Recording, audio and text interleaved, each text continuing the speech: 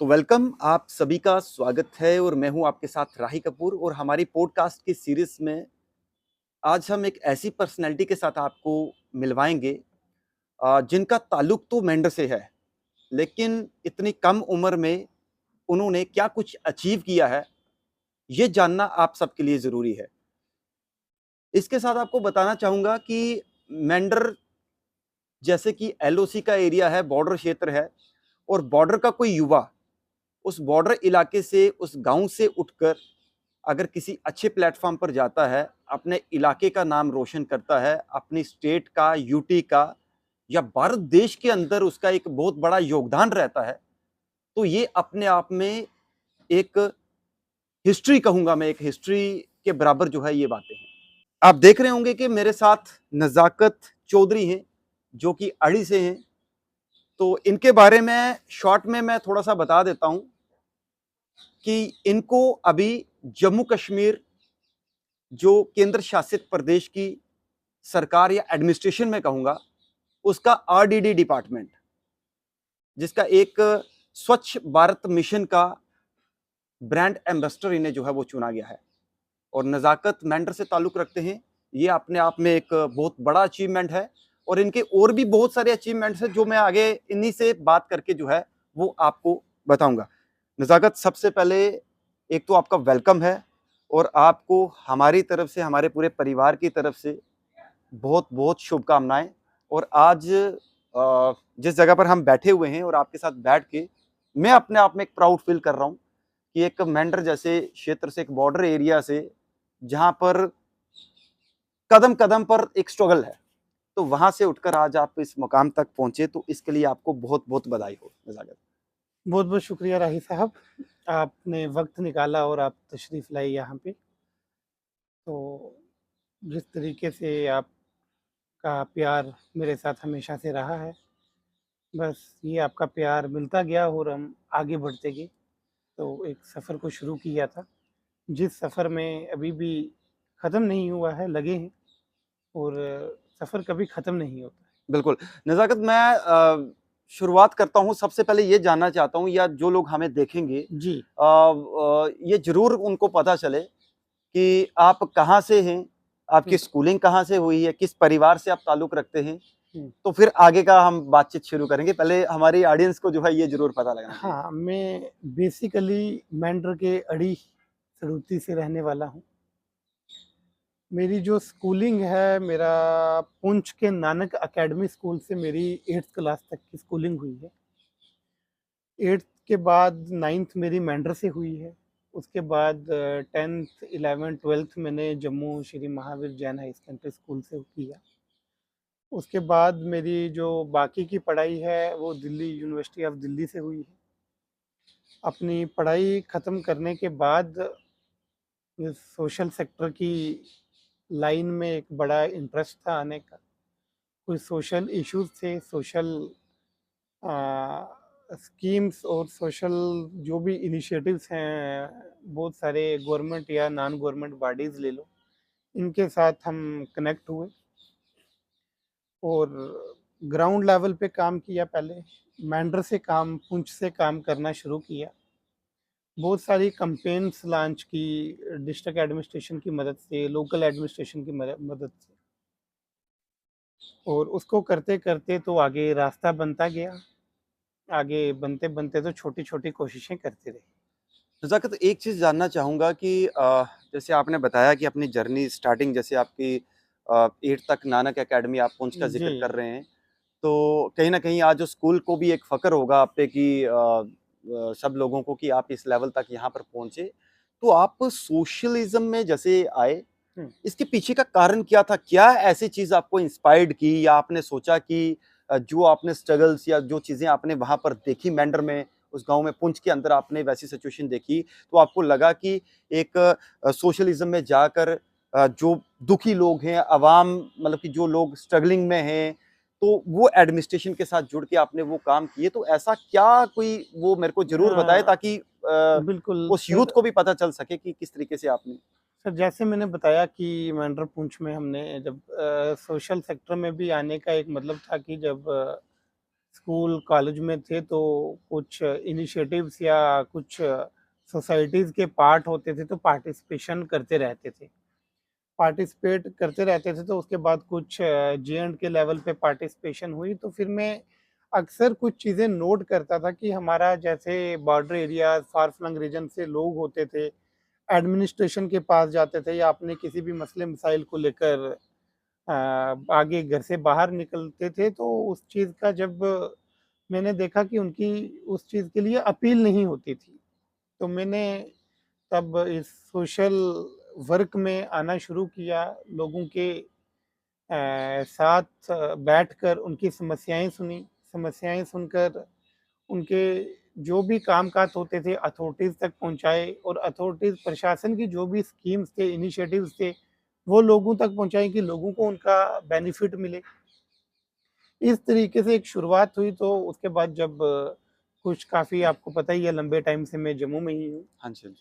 तो फिर यहाँ पे आए तो यहाँ पे आने के बाद थोड़ा एक वेस्ट चीज़ें मिल गईं जिससे हमने काफ़ी सारे डिपार्टमेंट्स के साथ टाई अप्स किया। मैं उसी पे आना चाहता हूँ। मैं इससे जुड़ा हुआ माफ़ कीजिएगा, मैं आपसे इसी से जुड़ा हुआ एक सवाल जो मेरे ज़हन में है कि पुंछ से निकलकर जब आप जम्मू आए, तो हमने देखा कि जम्मू में आकर आपने कई ऐसे अचीव्स मैं कहूँगा, हुँ, जो कि एक मैं ऑफ कैमरा वो रीड कर रहा था, एक जी, काफ़ी लंबी एक लिस्ट है। तो जी, मुझे लगता है कि आज के समय में इतनी चीज़ें अचीव करनी ना केवल जम्मू-कश्मीर बल्कि आपने नेशनल लेवल तक उन चीज़ों को रिप्रेज़ेंट किया है, उन चीज़ों को उजागर किया है, उन चीज़ों को अचीव किया है, हुँ, जिसमें देश के माननीय हमारे प्रधानमंत्री उनकी तरफ से भी आपको एप्रिशिएट किया गया, वो भी हमने कुछ समय पहले देखा था। जी, तो जी। मैं चाहता हूँ कि ये आप अपनी इस बात को कंप्लीट करें कि अचीव्स जो रहे हैं, वो क्या-क्या रहे हैं? वो ज़रूर मतलब कि हम अपने दर्शकों को बताना चाहते हैं। सर पिछले डेढ़ 2 साल से सेंट्रल गवर्नमेंट के कई सारी पहलें हैं जिनके साथ मैं कंटिन्यूअसली जुड़ा हूँ।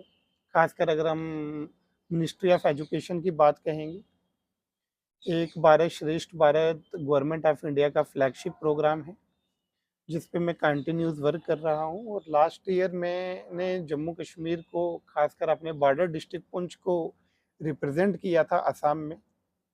वहाँ कोई 1 हफ़्ते 10 दिन का हमारा एक प्रोग्राम रहा, जिसमें वहाँ के अलग-अलग डोमेन्स पे काम किया। कल्चर पे, वहाँ पे ट्रेडिशन पे, लोकल कुज़ीन्स पे, इनोवेशन पे, वहाँ के लोकल एडमिनिस्ट्रेशन, वहाँ के गवर्नर से इंटरेक्शंस हुई थी। तो एक ओवरऑल डेवलपमेंट हुई थी उस प्रोग्राम से, जिस पे कुछ 45 delegates selected across the Jammu and Kashmir, तो उसमें एक मैं भी था। वहाँ पे ये जो इनिशिएटिव है एक भारत श्रेष्ठ भारत तो ये वर्क कर रहा है पूरे देश भर में। तो हर एक स्टेट यूटी को पेयर किया जाता है कंपैरिज़िंग स्टेट यूटी के साथ, तो हमें असम के साथ किया गया था। वहाँ मेरी एक्टिव पार्टिसिपेशन को जैसे प्रधानमंत्री जी ने कहा है, बिल्कुल। उसको देखते हुए उन्होंने मुझे एक एप्रिसिएशन अवार्ड से सम्मानित किया था। नज़ाकत जी, ये अपने आप में बहुत बड़ी बात है।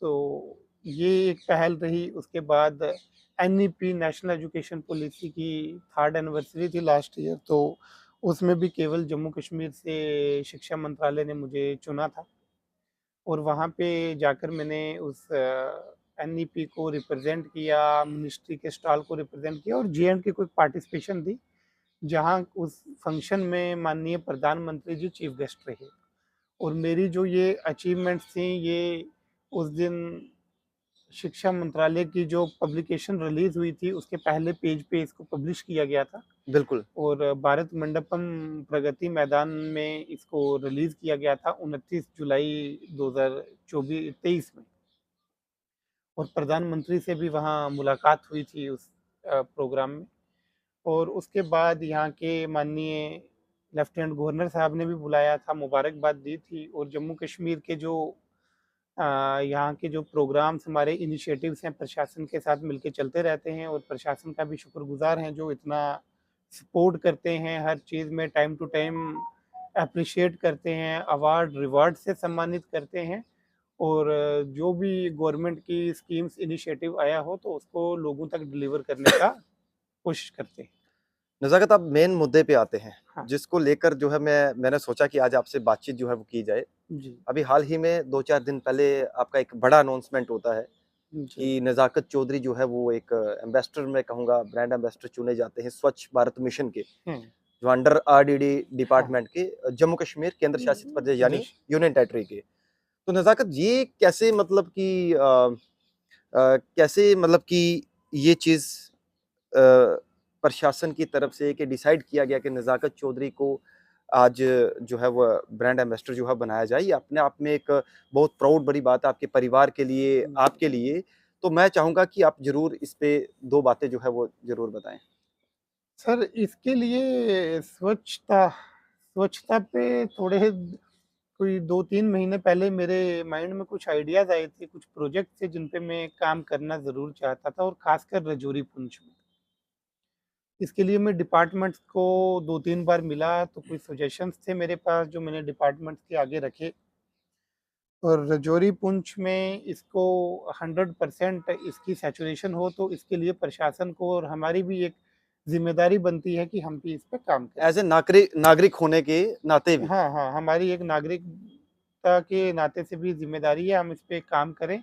उसमें किसी को कोई ऑफ़िशियल पोस्ट मिले या ना मिले। ठीक। तो इसके लिए मैंने ट्राई किया था और यहाँ से उसके बाद department of rural development and Panchayati Raj ने डिस्ट्रिक्ट एडमिनिस्ट्रेशन को लिखा था रजौरी पुंछ की कि हमें कोई पर्सन नॉमिनेट करें जो रजौरी पुंछ में और इंटायर जम्मू कश्मीर में इस प्रोग्राम को एक्टिवली इम्प्लीमेंट करे। तो रजौरी पुंछ से भी वहाँ के डिस्ट्रिक्ट एडमिनिस्ट्रेशन ने मेरे नाम की रिकमेंडेशन भेजी थी यहाँ पे डीजी ऑफिस में और डीजी ऑफिस के पास वो पहुँची थी तो with the approval of the administrative department तो इसके लिए मुझे नॉमिनेट किया गया जिसके लिए अब मैं डिपार्टमेंट का शुक्रगुजार हूँ डिपार्टमेंट के सेक्रेटरी साहब का। नज़ाकत, इसके साथ मैं ये आपसे ज़रूर पूछूँगा कि मैं क्या अब इस लेवल पे आप आके तो आप यूथ के लिए एक इंस्पायरेशन हो, एक यूथ आइकन हो मैं कहूँगा। तो आपको क्या लगता है कि आज के समय में जैसे रजौरी पुंछ का ज़िक्र हो रहा है, रजौरी पुंछ की बात हो रही है, मेंढर क्या है, सुरनकोट है, मतलब आज भी कुछ इलाके काफ़ी पिछड़े हुए हैं। जिस हुँ, गाँव से आप ताल्लुक रखते हैं, वहाँ भी हम ये नहीं कहेंगे कि आज बिल्कुल मॉडल हाँ, गाँव है कि या कुछ है। वैसा कुछ है नहीं है। तो मैं चाहता हूँ कि आपकी इस जर्नी से कई लोग मतलब कि वो सर्च करेंगे, सोचेंगे कि एक हमारे साथ आपके साथी हमारे साथ पढ़ते थे, आप ऐसे करते-करते आज यहाँ तक पहुँच गए। यूथ के लिए आपकी तरफ से क्या एक स्ट्रॉन्ग मैसेज क्या रहेगा कि आप यूथ को एक एनकरेज मतलब कि वो करें? सर ये बड़ा ही इम्पोर्टेंट क्वेश्चन पूछा है आपने जो मेरे पहले भी इंटरव्यूज़ हुए हैं, उनमें भी ये मुझे क्वेश्चन पूछा गया है, तो उसके लिए यूथ के लिए मेरा एक ही सवाल रहता है, हमेशा जवाब रहता है कि हमारा रजौरी पुंछ का यूथ हो या जम्मू कश्मीर के किसी भी पार्ट का यूथ हो, यूथ को हमेशा बेसिकली जो यूथ थोड़ा पीछे रह जाता है, वो इसलिए रह जाता है कि कोई सही दिशा नहीं मिलती है, due to lack of awareness की वजह से मिलती नहीं है, प्रॉपर काउंसलिंग नहीं मिलती है। जो हमारे काउंसलर भी होते हैं, वो भी प्रॉपर काउंसलिंग इम्प्लीमेंट नहीं कर नहीं पाते कर हैं। पाते। तो जिस वजह से यूथ को भी एक कन्फ्यूजन या कॉम्प्लेक्स माइंड बना रहता है। मैं जम्मू कश्मीर खासकर रजौरी पुंछ के यूथ से एक यही अपील करूँगा कि आप जिस भी दिशा में जा रहे हैं उसमें आगे बढ़ें और जिस भी दिशा में जा रहे हैं बिल्कुल एक लगन से बढ़ें और अपने आप से बिल्कुल होनेस्ट रहें। जो भी काम कर रहे हैं उस काम को बिल्कुल दिल से कीजिए और ख़ासकर जो अगर सोशल फ़ील्ड की बात करें या इस सेक्टर की बात कर लें तो इसमें मैं यही कहूँगा कि गवर्नमेंट की कोई भी इनिशिएटिव होता है उसको बिल्कुल पार्टिसिपेट करें, सपोर्ट करें, एनकरेज करें।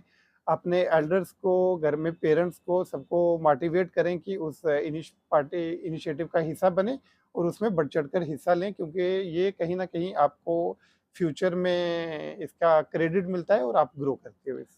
नज़ाकत, इससे जुड़ा हुआ क्योंकि आपने बहुत सारे अचीव्स गवर्नमेंट की कई स्कीम्स में किए हैं, मतलब नेशनल लेवल पर, जी। नॉट ए जम्मू हुँ, कश्मीर या पर्टिकुलर किसी डिस्ट्रिक्ट के लेवल पर।